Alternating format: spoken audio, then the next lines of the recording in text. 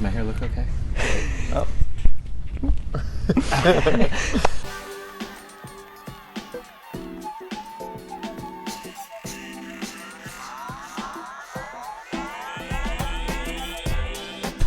Welcome back, ladies and gentlemen, my friends. I am here with two amazing people that have Unify Athletics.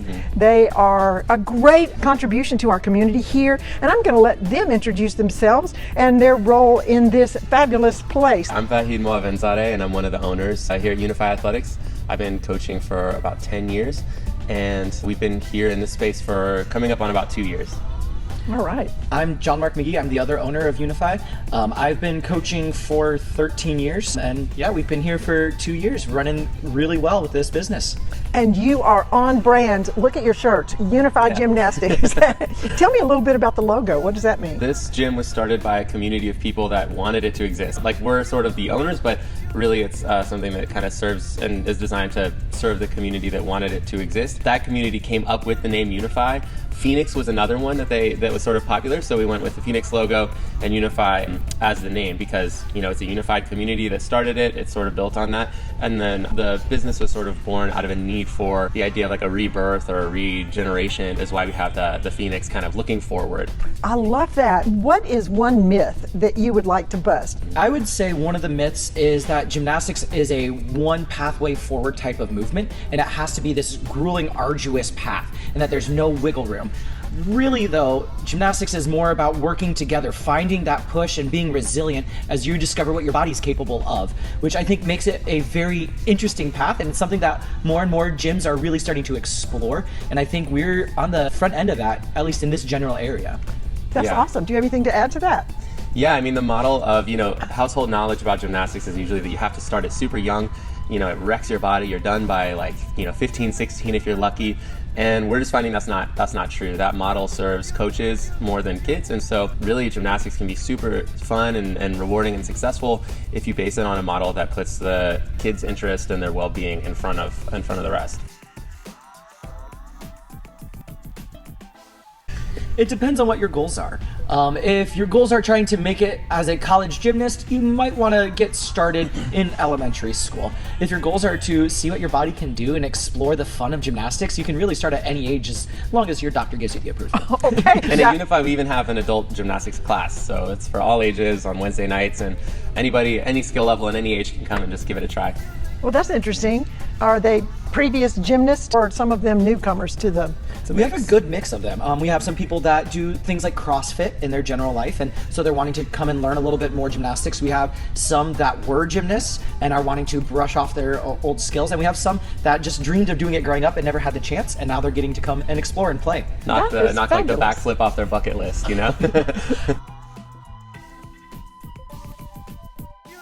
There are lots of terms in gymnastics that most people don't know. A lot of the skills are named after people. The first person that was to perform it at an international competition. So you have some that are like the Yurchenko, the Jaeger, the Ginger, just goes on and on. The Biles. The Biles 1, Oh, 2. well, Simone Biles. She has Yes, 5 of course. skills named after her. And so gymnastics is littered with a bunch of things. But one of the things I hear commonly used is somersault.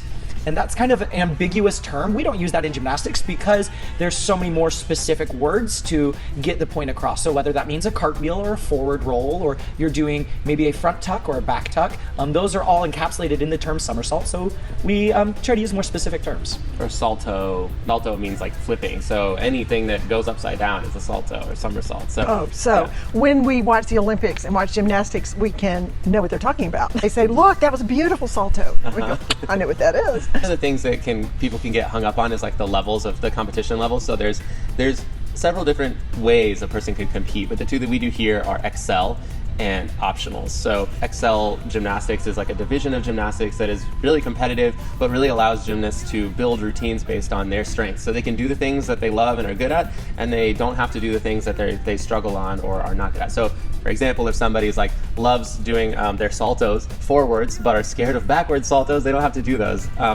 Optionals gymnastics is a little bit more rigorous, a little more structured, and everybody's kind of doing the same types of skills and seeing how they stack up against each other. Well, if you want to sign up for gymnastics, first tip is to come to us. That's the first tip, I'm saying. We have a lot of fun, but getting started in gymnastics, you have to be willing to try and fail. Gymnastics is all about trying, seeing what went right, what didn't go right, trying something else. And so that is the nature of the sport. It kind of lends itself to a perfectionist because they get to work towards that idea, but then there's also no limit to what you can do. So as long as you're willing to continue to try, take some of the critiques and try again, you're going to do well in the sport. Well, one thing that comes to mind is when our competitive athletes, they practice, their practices are like up to 3.5 hours long. One of the things we often say to them when they're on their way out is we say, eat a lot, sleep a lot, just because we constantly need that repetition. But really anybody, just like, are you fueling yourself properly and are you sleeping well? Because those are kind of some of the main components of recovering and improving your ability wherever, like whatever you're pursuing. You have to be fueled, you have to be rested so your body can recover, build new muscle, your cognitive function is better.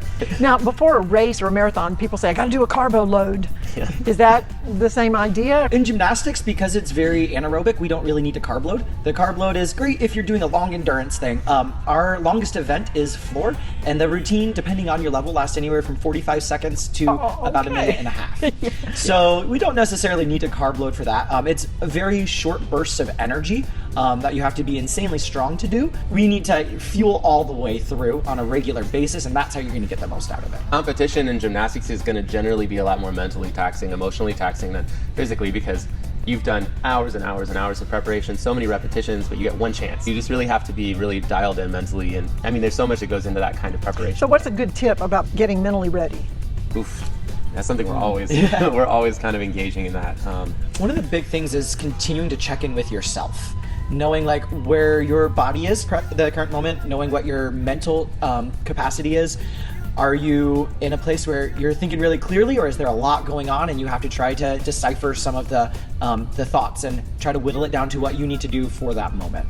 Is there a tip for cleaning out all the stuff that's going on in your mind and getting focused in the moment? Yeah, I mean, we do like meditation in the gym from time to time. Last year we did this, like wrote down we call it like our poisonous thoughts, the things that like kind of all the self-doubt or like harmful thoughts you have about yourself, especially like, we said it lends itself to perfectionists. So there's a lot of tough, like thought patterns that occur in those personality types. And so we wrote them all down and then we burned them outside in a little nice. bucket. So that was a fun activity to just kind of like just release it and make sure that you're, it's a constant effort to try and It clear is. Just like with physical practice, you've got mental practice of having a clear mind. That's great. I would argue that gymnastics is probably 50% mental. As much as it's really physically demanding, your body doesn't naturally want to do what we're asking it to do. It's not normal for you to get on something that's 4 inches wide and 4 feet high and try to do flips on it. And so You're right mentally, about that. you have to remind yourself, I have done all these progressions, I know how to do it, and I can trust my body to do what I know it can do. Are y'all from Durham, or how long have you been here? I'm from the mountains of North Carolina. I've been living in Durham for a little over a year. I spent many years in Raleigh. I lived in Raleigh about 6-ish years. I kind of like Durham better. So Durham has a lot of fun things to offer everybody, which I really enjoy. There's everything from the athletics to art to food. So I really enjoy everything that Durham has. Grew up and raised in Chapel Hill and Durham. I've lived in both, but yeah, we love being in Durham. It's a really good time. So have you heard the expression, keep it dirty Durham, and what does it mean to you? Do you agree with it? What does that mean to you? To me, it means keep it real. That Durham is very authentic, that it's not trying to replicate another city, and so we're just trying to keep it in our most authentic Durham self. When you move around Durham, it seems to represent well the people that live there. It's not trying to like cater towards one group of people. What did the New York Times call it? The Cleveland of the South or something like Really? that? Okay. I know it's Southern Living called it the foodiest town in the South. I mean, there you go. Yes. Phenomenal So do you have a restaurants. favorite restaurant? El Jefecito. It's this like little taco spot. You could walk to it if you wanted to. It was one of the first things we noticed when we moved here. It's right there, and we have their food. They have a food truck as well. We invite them to bring it to events. They're top notch. They're really good tacos and burritos. Yes. All right, final words. Yeah. Everybody's had like a gymnastics fantasy before. Everybody's imagined themselves doing like a cartwheel or flip. And then everybody thinks that it's such a limited, exclusive environment, and it's really not. If you show up and you have passion and a desire to try new things and be vulnerable and trust the coaches and the environment to kind of like take care of you, like Unify is a place to really like explore that. There's just so much opportunity for anybody who wants to just give it a try.